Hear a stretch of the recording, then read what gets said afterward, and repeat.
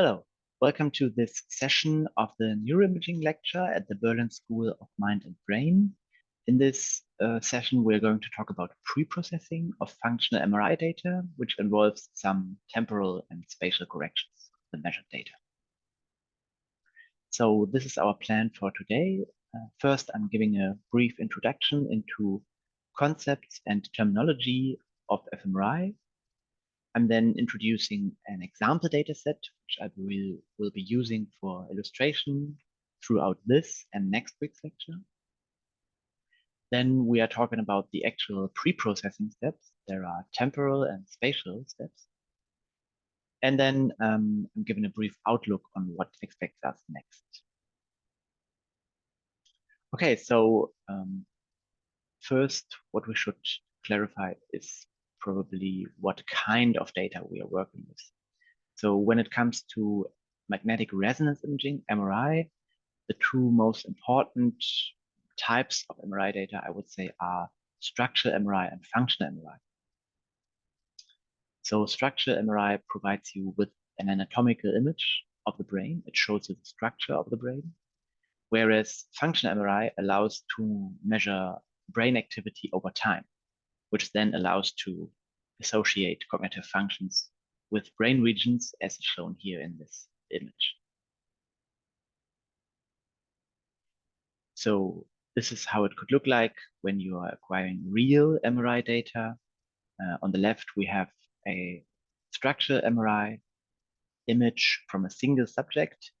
The most common sequence used here is the so-called T1 MPRH image. And on the right, we have not just a single, but a number of images, functional MRI scans from a single subject, because otherwise we wouldn't be able to measure changes in brain activity over time.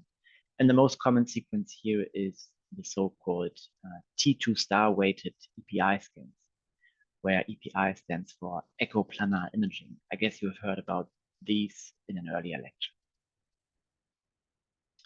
Then second distinction that we should make is the one between pre-processing and statistical analysis.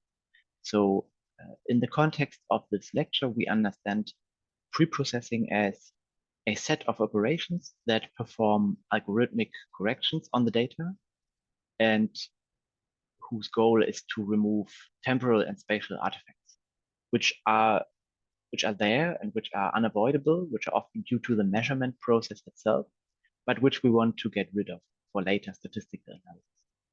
And as statistical analysis, we here understand the estimation of a statistical model and statistical inference on its parameters in order to address experimental variations of interest.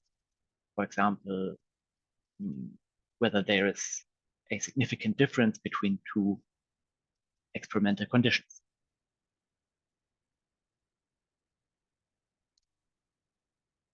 But here's some terminology of fMRI. So we refer to our participants as subjects. And when a subject is coming into the scanner on a single day and undergoes some measurements, this is referred to as a session. If the subject comes again on the next day, this is another session. A single session can consist of several runs. Runs here means that the subject is not leaving the MRI machine in between the runs.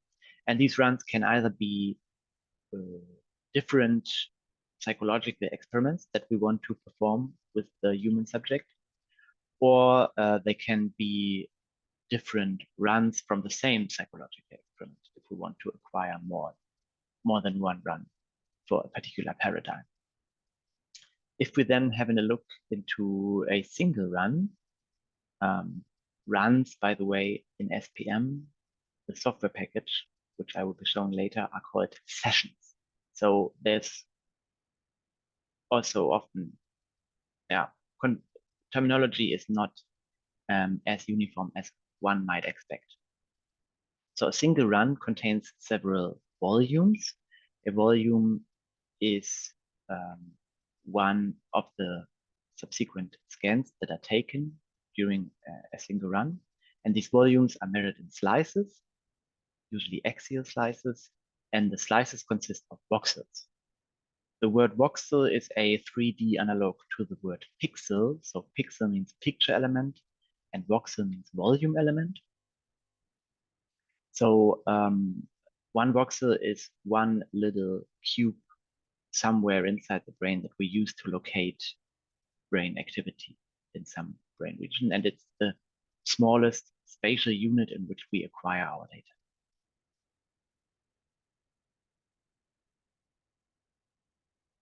A single slice of a single volume is characterized by several things. First, it's characterized by its matrix size. This is the number of voxels it contains in X and Y direction. So for example, 64 times 64 voxels. And it's also characterized by its in-plane resolution. These are the dimensions of the voxels in a single slice in X and Y direction. Together, the matrix size and the in-plane resolution define the field of view, which is here 192 millimeters, which means that one slice covers 19.2 centimeters of space in each direction. Of course, voxels do not only have a width and a length, but they also have a height, which is referred to as the slice thickness. Sometimes slices are measured with a gap in between them, in which case you will find something like this in the literature, 3 millimeter plus 1 millimeter gap. And together, the slice thickness and the in-plane resolution then define the final measured voxel size, which here would be 3 by 3 by 3 millimeters or 3 millimeter isotropic. Isotropic means the same in each direction. Okay, we can make different cuts or sections through an image or through an image of the brain. And these sections are referred to as axial, coronal, and sagittal slices. Good. So with that, I would like to come to the data set, which I will be using here in this lecture. So as a running example, I'm using this fMRI data set. The goal of this experiment was to identify neural correlates of novelty processing, so being presented with novel rather than previously known material, and the neural correlates of subsequent memory, so later remembering versus later forgetting an image.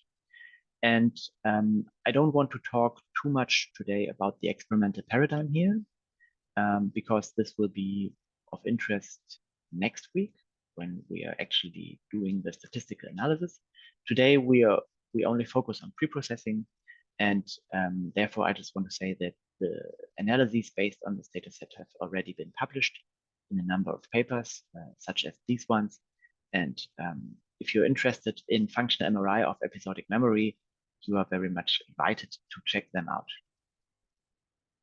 Here, I just want to clarify the dimensions of the fMRI dataset in order to give you a first intuition on how much data we usually acquire.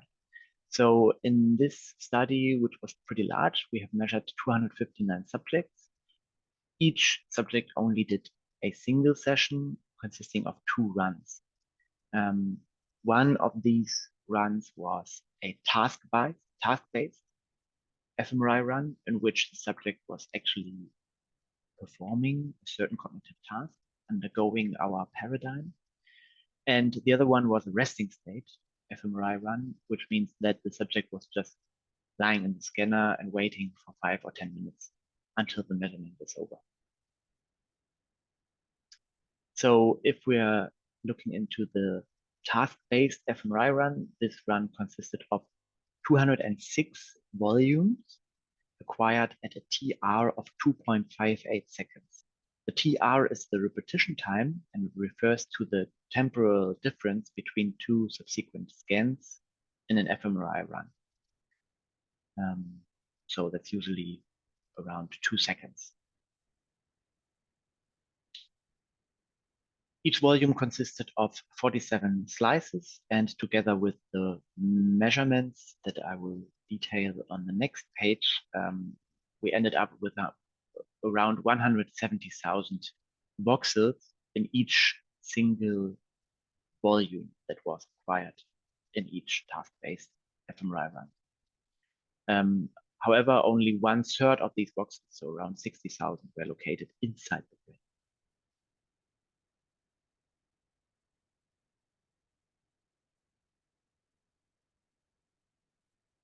In our fMRI measurements, the matrix size of each slice was 64 times 64, and the in-plane resolution was 3.5 millimeters.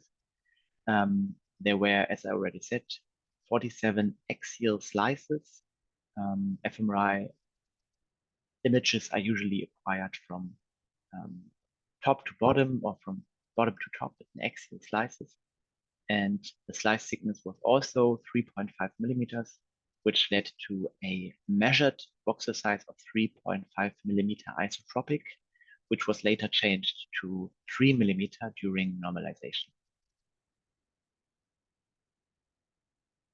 So when presenting the different pre-processing steps applied to this dataset, I'm using SPM 12 as a demo software. SPM is running on MATLAB.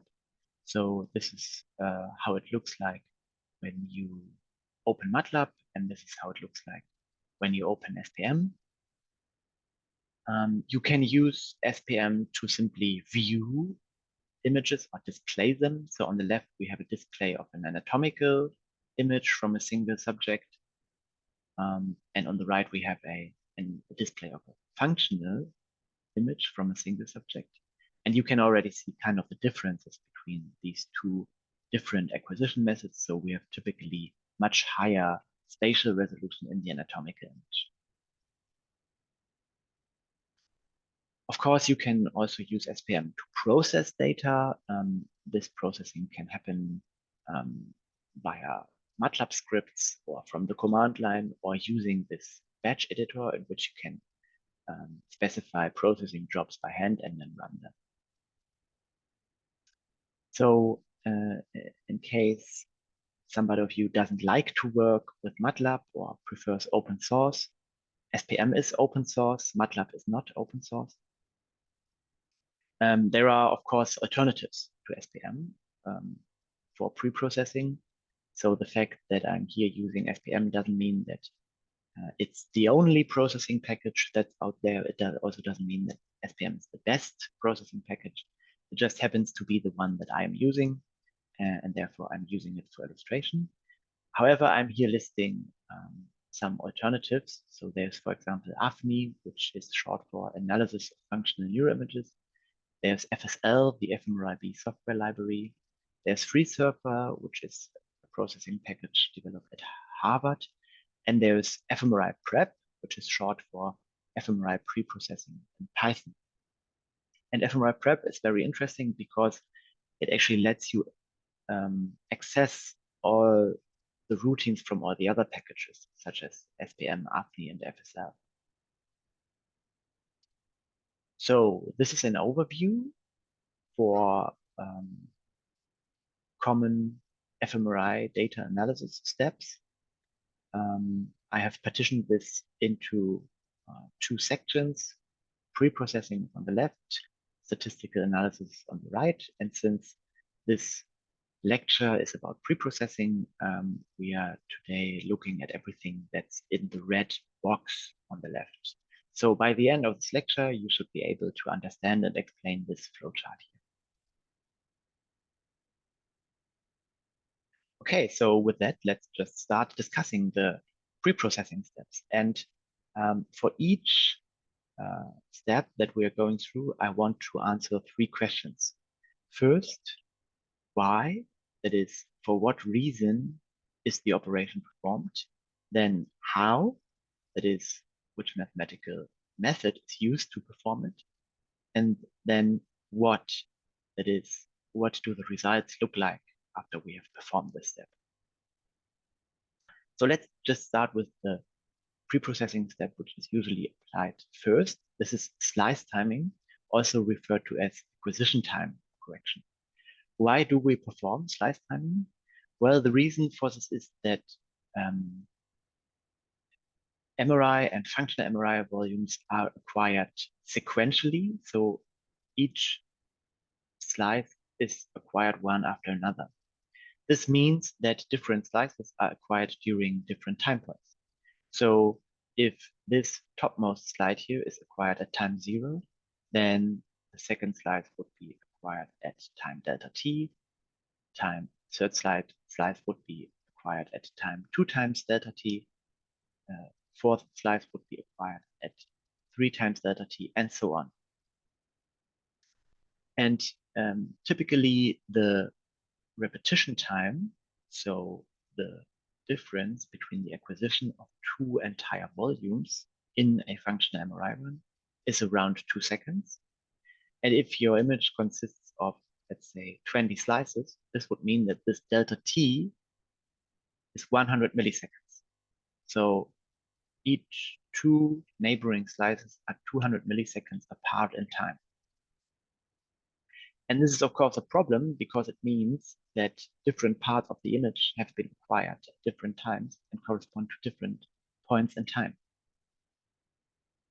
There's different ways in which slices are acquired. There's descending slice order, there's ascending slice order, and then there's descending interleaved and ascending interleaved slice order, in which you, for example, first acquire the odd slices and then the even slices. Ascending and descending are only differing in terms of the direction that you're going. So either from bottom to top or from top to bottom. But no matter what slice order the images have been acquired with, you have to know that slice order, and slice order is later utilized to perform the slice timing correction. And how does that work? Slice timing proceeds in 2 steps. So first, the signal from each voxel is taken and it's Fourier transformed. This gives you a frequency representation of your signal from which it can be reconstructed. And then the Fourier transformed signal is phase shifted back to the time point of the reference slice and back transformed into signal space. So here's an illustration of how this could look like. Let's suppose our measured signal in a single voxel corresponds to the blue dots. And on the bottom, I have here plotted the slice acquisition times, and the reference slice is given as denoted with this red triangle. So you can see that the blue points correspond to a slice that is not the reference slice, and we want to correct this voxels or this slice's signal in order to match the time point of the reference slice. So how do we do this? As I said, the signal is first Fourier transformed. This gives us a set of frequencies from which we can interpolate the signal. So the black curve here corresponds to our interpolated signal, and it goes through all the blue points. And then we are taking each measurement and moving backwards in time until we arrive at the time point of the reference slice. This would then correspond to the red data points, and these red data points are taken as the new slice timed signal, which is then saved in order to prepare for the next preprocessing step. If you're performing slice timing in SPM, you obviously have to know your slice order, otherwise SPM couldn't work out the timing of the slices. You have to know your repetition time and the number of slices in order to know how far the individual slices were apart from each other. And you have to specify the slice that you want to use as a reference slice, so relative to which the data are being transformed. And here I'm using the first acquired or bottom slice for this.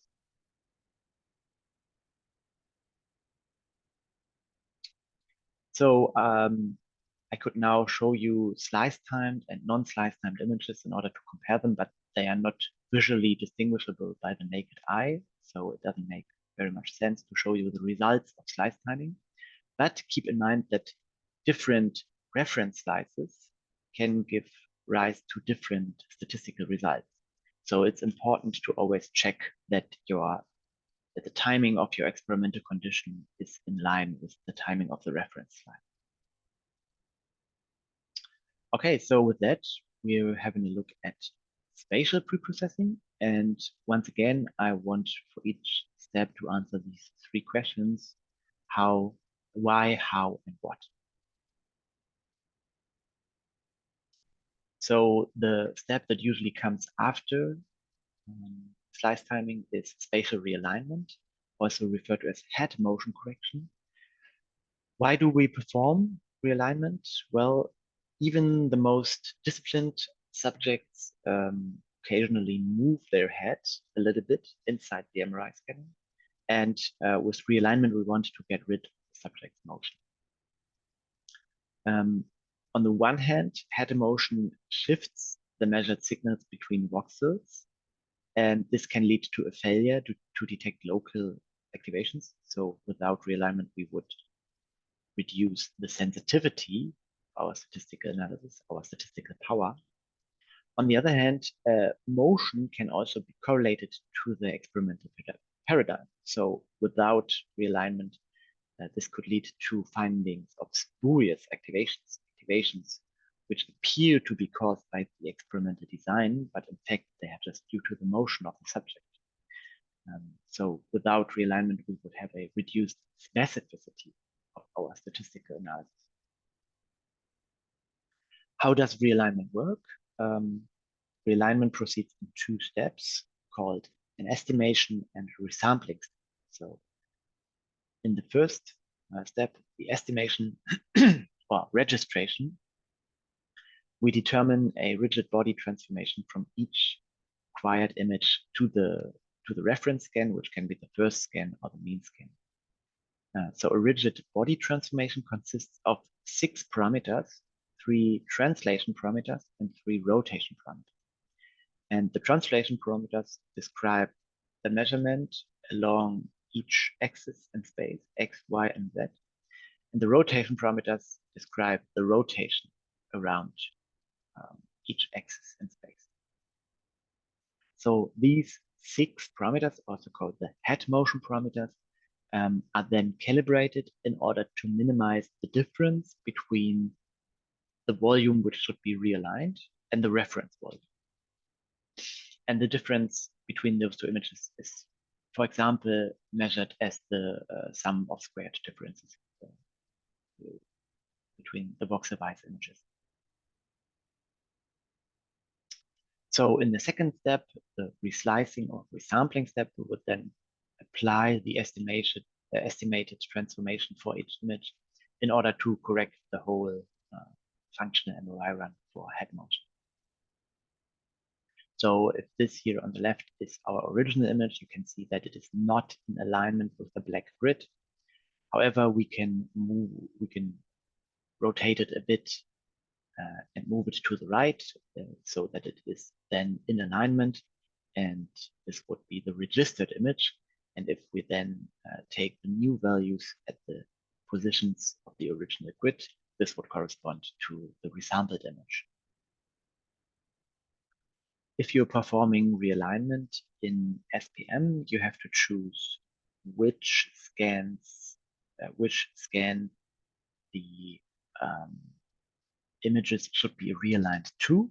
You can either register to the first or register to the mean. And you should also choose which images to save and to return. I recommend here to save all realigned images and the mean image, because the mean image will later become important in normalization. One result that you get out of realignment, next to the realigned fMRI scans, of course, are the so-called realignment parameters. So these are those 6 head motion parameters that I already mentioned, and their time course over the course of the experiment. Here on top, we have the 3 translation parameters, and in the bottom, we have the 3 rotation parameters.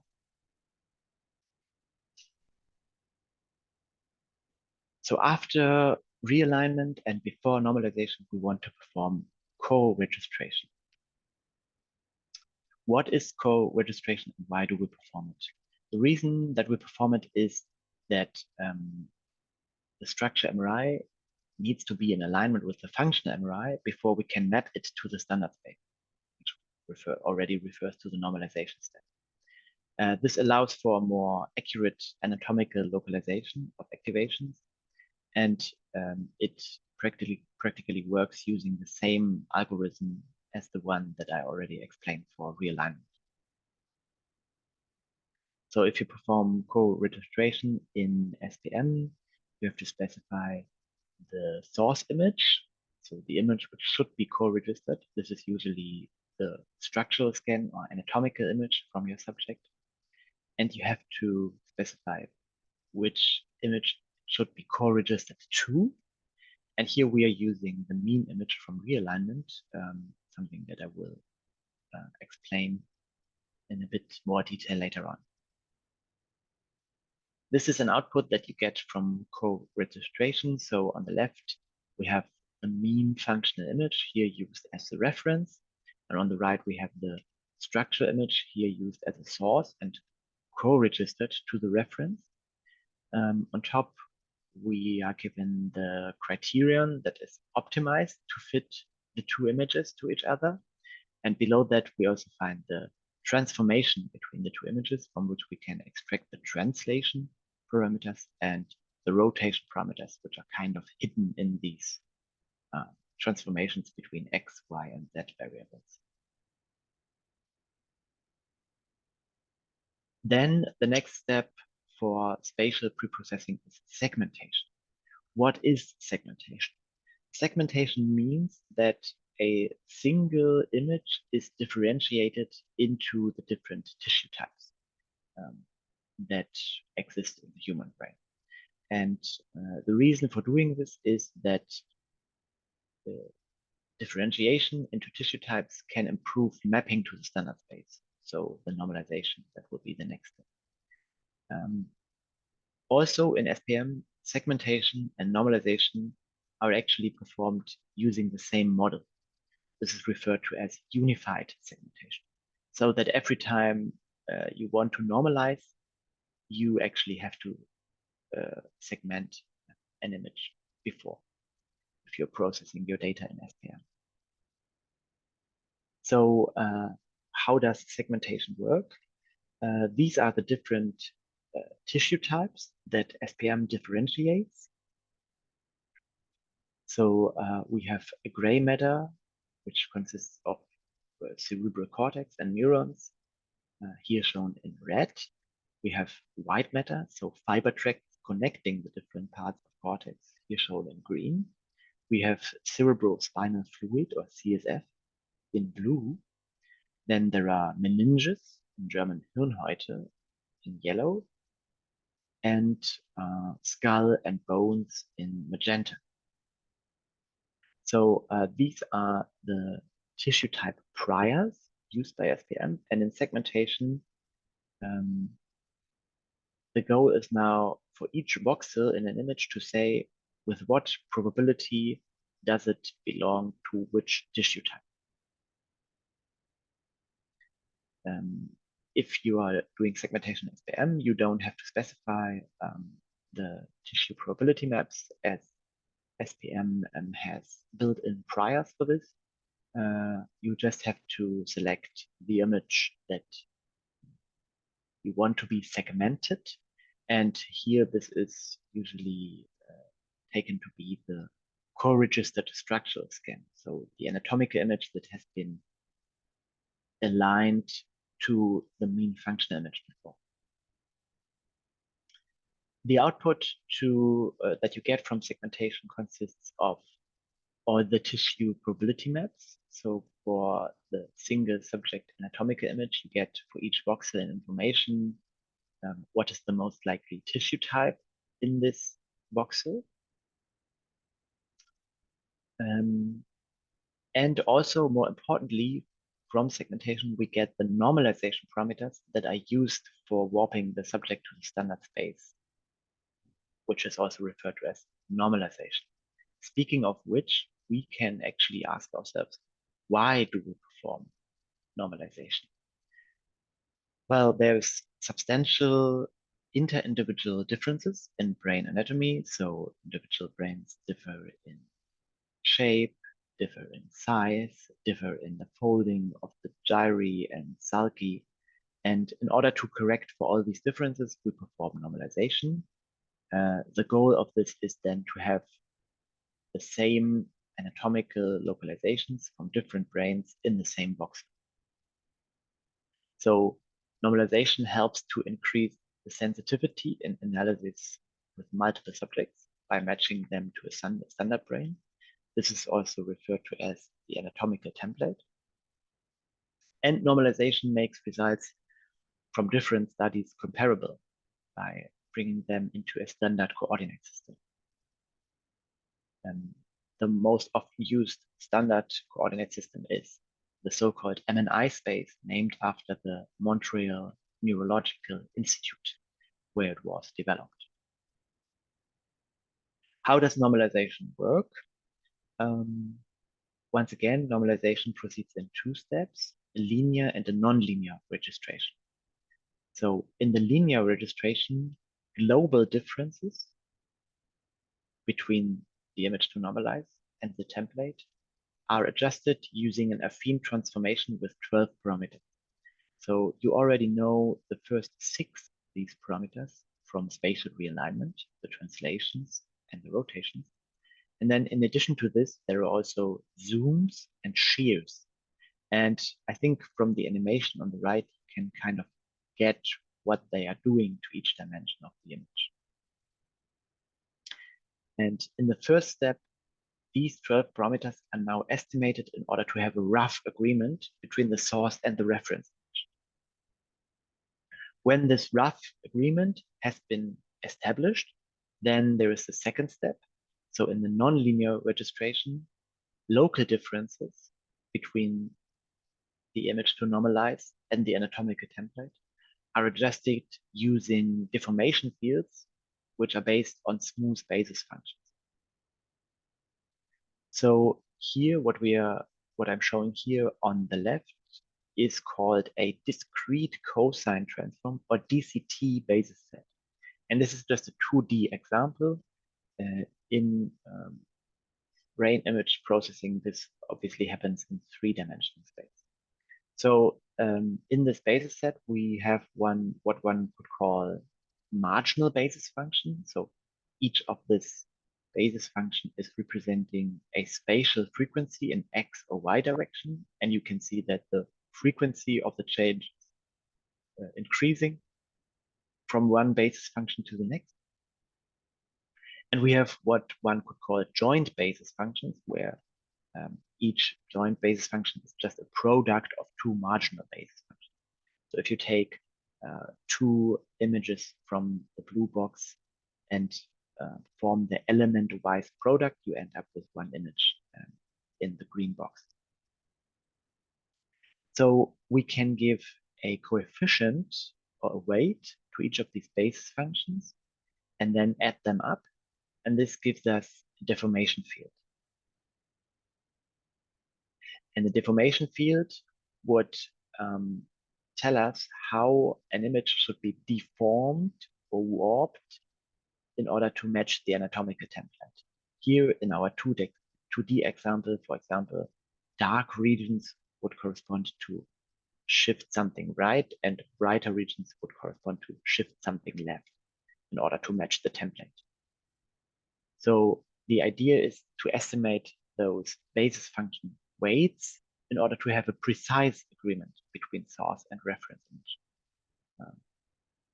If you're having a look here at this animation on the right, you can see that once that a rough agreement has been established, then there's another processing step, the nonlinear registration, which kind of corrects for the more local and more tiny differences between the image. And it matches the image given in gray to the template given in red. So at this point, it might be worthwhile to talk a little bit about the delicate circular relationship that exists between segmentation and normalization. So on the one hand, knowing which tissue type a voxel belongs to, that is what segmentation gives us, helps normalization. On the other hand, knowing where a voxel is in standard space, that is what normalization gives us, helps segmentation. So the question would be, which one do we perform first? First segmentation, then normalization, or vice versa? And the solution, as I already said, is, of course, to build a generative model which accounts for both, and then to do both at the same time. So on the one hand, we have a model that describes how voxel intensities result from a mixture of tissue type distributions. This allows for the segmentation part. And on the other hand, we have a model that describes how tissue types have to be spatially deformed to match those of the template. This takes care of the normalization part.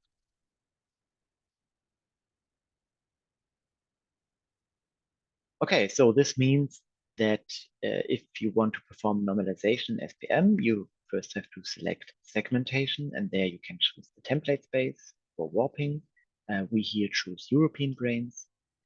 And then in another normalization step, you would have to reference the deformation fields that have been created during segmentation. And you also choose the voxel size of the normalized images, so how you want to spatially resample the images. And you are, of course, have to specify which images should be normalized, which are here the realigned functional scans, because the realignment was the last pre-processing step that was applied to the functional MRI. There exist different strategies how to perform normalization. So the easiest one, as I explained it now, would probably be to just take the anatomical image and normalize it to the anatomical template, and then use the normalization parameters to normalize the functional scans. This, however, does not take into account that the anatomical image might not be perfectly realigned with the functional data. And in order to account for this, one could come up with another strategy and use the mean functional image calculated during realignment, normalize it to a functional template. So here we have an EPI template instead of a T1 template, and then use the normalization parameters to normalize for the functional scans. This now, solves the first problem. However, it ignores all the valuable anatomical and high resolution information that is in structural scan. And therefore, the probably best approach is to combine these two strategies as follows. So first, we calculate the mean functional image during realignment. Then we take our structural image and co-register it to the mean functional image, as I already explained earlier on. Then we take the co-registered anatomical image, normalize it to the anatomical template, and use the resulting normalization parameters to normalize the functional. And this ensures that the best possible normalization actually happens to your functional MRI scans. Okay, the last spatial pre-processing step is smoothing, and probably know that smoothing kind of distorts structure in the data, so it flattens out some structure in the data, and therefore one could ask oneself, why should one deliberately blur one's measured data, which effectively is what smoothing does.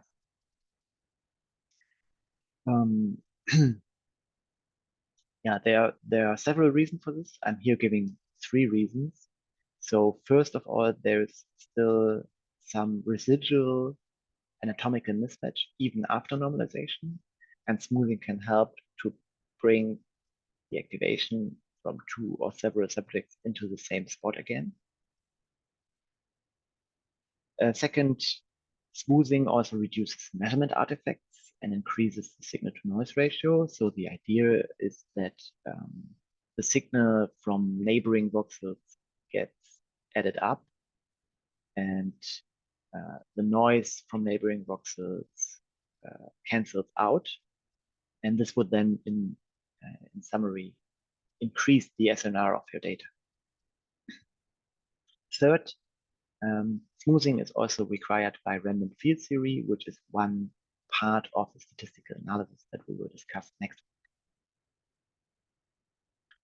How does smoothing work? So in SPM, smoothing is performed by convolution with a 3D Gaussian kernel, which is defined by its full width at half maximum, or FWHM. So here's a one-dimensional example. Let's say we have acquired voxels on a single line, and they're showing these activities. Then we would form our bell-shaped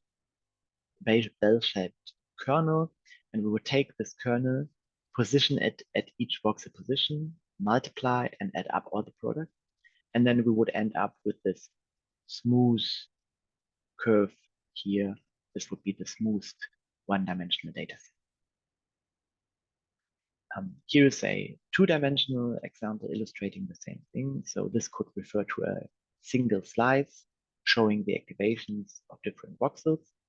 And then our kernel would obviously also be two-dimensional, and we would once again place this kernel at each voxel position in the original data set, multiply and add up all the products, and then this would give us the two-dimensional data set on the right, which, as you can see, is much more smooth than the original data set before smooth. The FWHM of such a Gaussian kernel is directly related to the standard deviation of a normal distribution, so you can calculate the FWHM from the sigma of a normal distribution and vice versa. When you perform smoothing in SPM, you have to select which scans should be smoothed. These are usually the normalized functional scans, because normalization is the last step that comes before smoothing. And you can pick the FWHM of the 3D Gaussian kernel in each direction. I personally cannot imagine a reason for choosing a different FWHM in different directions of space. So this is usually always isotropic, so the same in each direction. After smoothing, the activity in each voxel effectively becomes the result of a weighted region of interest. Yeah, so the voxel's activity in the smoothed image is most strongly determined by the voxel's activity in the unsmoothed image, and to some degree already also determined by the activity in the voxels around it, and to a lesser degree determined by the voxels around those voxels, and so on. And the more far apart two voxels are in space, the less influence they have on each other's smoothed signal after the images have been smoothed. So here on this image, I'm showing an example where you can see an unsmoothed image on the left, and smoothed images with different FWHMs, so different sizes of the smoothing kernel. You can see that the larger the smoothing kernel becomes, the more blurry the image gets. And obviously, if the smoothing kernel would be very large, we would have the same resulting activity all over the brain. So with some justification, one can probably also ask, why should one not smooth one's measured data? Possible reasons that you could come up with is that smoothing enlarges the brains. So at the boundaries of the brain, you have signal which is mixed into the signal of the neighboring voxels, and this causes activity from signal voxels to extend into non-signal voxels. Smoothing also reduces the effective spatial resolution, as we have seen on the previous slide. With increasing FWHM, it gets more and more blurry. And smoothing can also destroy fine-grained information. So if you have some delicate relationship between neighboring voxels, that they co-vary or that they are uncorrelated in some way, this can, of course, be destroyed by smoothing. So that I would personally make the following recommendations for normalization and smoothing. But please keep in mind that these are just rules of thumb and they don't apply in 100% of the cases. First, to ensure that assumptions of random field theory are met, I will discuss this in more detail next week. You should use at least 2 times the normalized voxel size as your smoothing FWHM, so as the kernel size used for smoothing. Second, when using univariate approaches, such as the voxel-wise GLM, which we will also discuss next week, normalize and smooth before statistical analysis. And when using multivariate approaches, such as machine learning-based MBPA, normalize and smooth after statistical analysis in order not to destroy those fine-grained patterns. Okay, so in this outlook, I want to give a brief overview on other possible pre-processing steps which do not belong to the standard pipeline, I would say. So there's further spatial pre-processing in the form of masking. Masking simply means to restrict the data to particular voxels. So you could, for example, say, I'm only interested in experimental effects in gray matter voxels, which would mean that you restrict your volume to only gray matter voxels.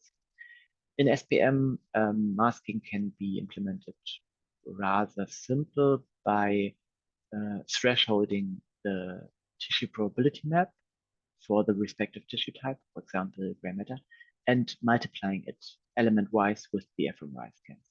So this would be the thresholded TPM for gray matter, and if we multiply this with smooth EPI scans, then we would have the masked EPI scans, which are restricted to only gray matter voxels.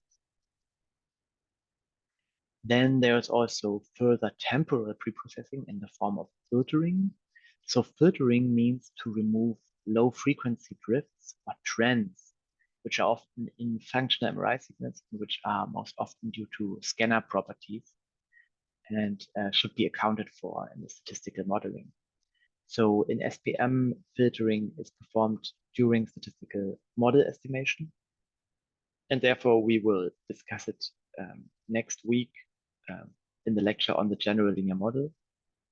However, you can already see by looking at the picture here in the bottom left that if the blue curve corresponds to our measured signal and the black curve corresponds to the trend or the low frequency drift that is in the signal, then the model given by the green curve performs much better in explaining the measured signal than the model given by the red curve, which is not taking into account the low frequency drift. So it's generally a good idea to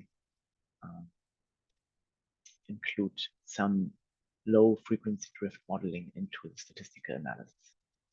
And statistical analysis for functional MRI most often, at least as an initial step, proceeds using the general linear model, also called the mass univariate GLM, because it's always estimated for each voxel separately.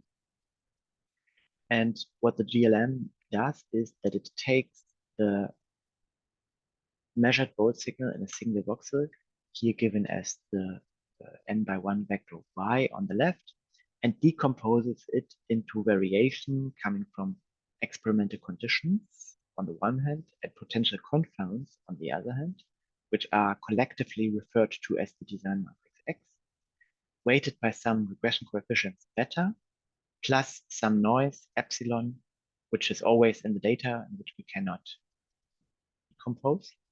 And this then allows to infer on experimental effects of the different experimental manipulations that you were doing in your psychological paradigm. So this will be the topic of next week's lecture, and with that, I want to again show you our overview. And we have now today talked about everything that's in the red box on the left, and next week we are addressing everything that's in the blue box on the right. So with that, I want to say thank you and goodbye.